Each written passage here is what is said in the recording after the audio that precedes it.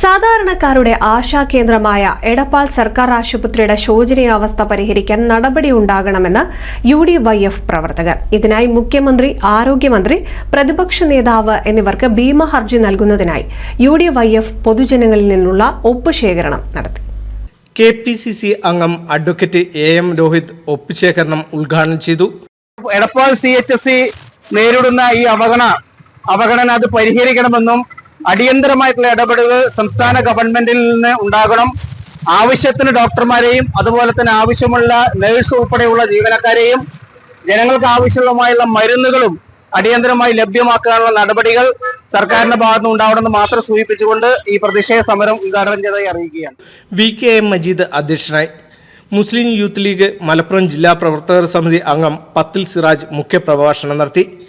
S Sudheer, Kannan Nambiar, Abin പുറൂക്കര, Muhammad കുട്ടി Kallingal, KP Khader Basha, ഗ്രാമപഞ്ചായത്ത് അംഗങ്ങളായ ആഷിഫ് പൂക്കരത്തറ, KP അച്യുതൻ, KP രതീഷ് എന്നിവർ സംസാരിച്ചു.